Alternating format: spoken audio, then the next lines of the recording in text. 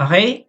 Now, after nyan, ang gagawin natin next is dito sa baba ng set default at sa taas ng set visible nyo, maglalagay po tayo ng initializer and then opening and closing parenthesis and semicolon.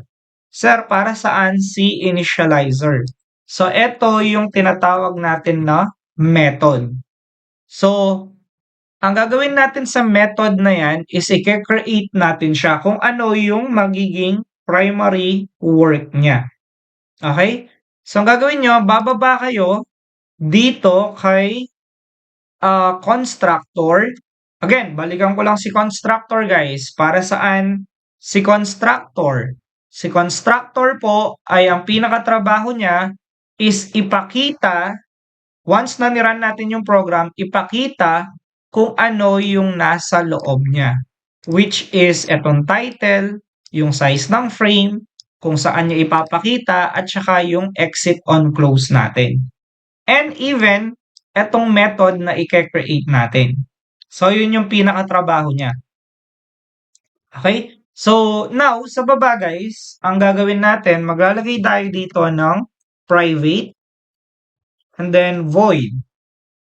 Then, ilalagay nyo dito guys ay initializer or lagyan natin siya ng initializer UI. So, kukunin nyo to and then ipipaste nyo lang siya dito. And then, opening and closing curly bracket. Okay? So, ngayon, ang next na gagawin po natin is tatawagin natin yung tinatawag natin na J-panel. So, nare-remember nyo yung sinabi ko kanina, kung meron kang frame, yun yung pinaka-border natin. Ang J-panel, yun yung nasa loob kung saan tayo nag-drawing. So, si J-panel, i-create natin siya ng variable. Let's say, call it panel. Okay, para hindi tayo malito. And then, equal lang natin siya sa new J-panel and then semicolon. So, bakit ka gumagamit ng new dito? Why? Kasi ito yung first time na magke-create ka ng panel inside ng login frame. That's why naka-new J-panel ka. Okay? Now, after nito, ang next step naman natin is, ngayon, si J-panel na yung gagalawin natin. So, kung gusto mo siyang tawagin, ang tatawagin mo dapat yung pinaka-variable niya. So, call panel and then dot.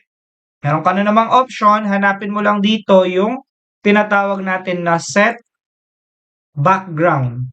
Okay? So, ang gagawin nyo, tatawagin nyo si set background and then, lalagay nyo ulit yung new and then, tawagin nyo yung color.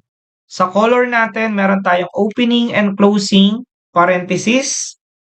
And then, let's say for example, any color na gusto nyo, you can search sa internet. Pero by default, gagamitin natin yung 245, then 247, and then 250. Okay? So, next is, after natin iset yung background color natin, ang next naman na isa-set natin is yung pinaka-layout natin. So, paano ba yung pinaka-layout? So, again, tatawagin nyo si panel, set layout. So, tatawagin nyo si set layout. And then, sa loob niya, tatawagin nyo yung new border layout. Yan. So, call yung new border layout and then lalagay nyo lang yung opening and closing bracket niya or parenthesis. Okay? Now, after nyan, pupunta tayo sa taas. Ang gagawin nyo guys, meron kayong import. Ito kasi automatic silang lumilitaw minsan. Pero very specific sila. For example, JFrame, JFrame, JPanel, JPanel. Okay? So, ang gagawin natin, para ma-cover natin lahat ng mga imports, ang gagawin nyo, import JavaX, then swing, and then gagamit kayo dito ng asterisk. Anong ibig sabihin nun? Sinasabihan natin, yung IDE natin, we will use lahat ng mga components na meron ka as swing. Ganon. Okay? So, same dito. So, mag-import tayo and then lalagay nyo ay Java and then papalitan nyo to ng AWT, short for Abstract Windows Toolkit. And then, instead of JPanel, lalagay nyo yung asterisk. So, okay? So, ibig sabihin, lahat ng Abstract Windows Toolkit, i-import natin siya dito sa magiging project natin. So, mapapansin nyo na wala yung error sa color. Kay border, wrong spelling tayo. So, lalagay natin border layout. So, again, another issue dito, yung mga spellings po natin. So, if capital po yung components, gagawin po natin siyang capital. Okay? So, after ng border natin, ang gagawin naman natin next is gamit tayo dito ng JLabel. So, as we all know, label, ito po yung nakikita natin sa mga text field. Let's say, for example, label ng username at saka yung text field kung saan tayo nag-i-input. So, yung label, ito yung parang magiging title na ngayon, okay? So, since title na yung sinabi natin, ilalagay natin dito title as variable. Then, equal natin siya sa new JLabel. So, ang JLabel natin is ilalagay natin dito, let's say for example, ito na lang, Enterprise HR Management System.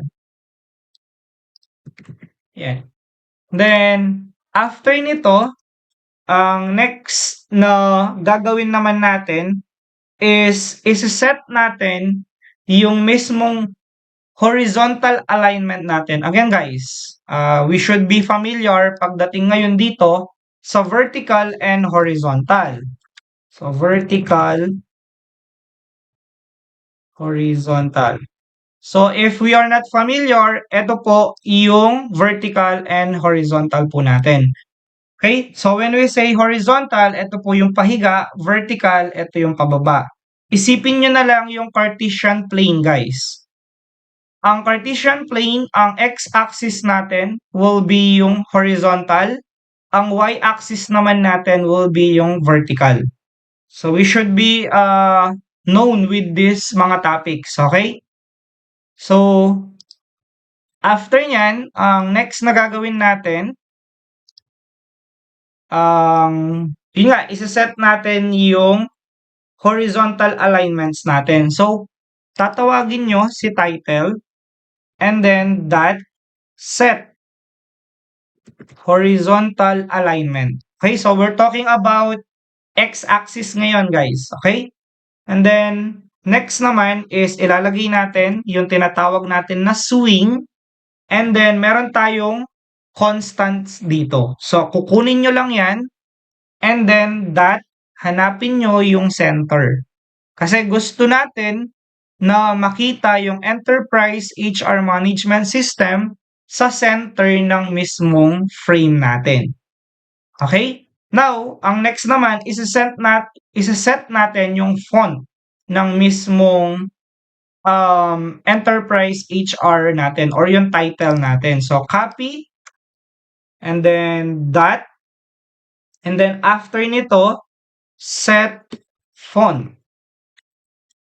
Okay. So, sa set font natin, opening and closing parenthesis nyo lang ulit yan. And then, ang gagawin natin, new font.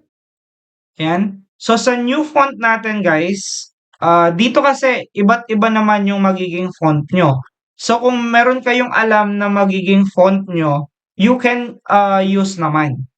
Okay? So, pwedeng Arial or Times New Roman, yung mga ganun. Kayo bahala.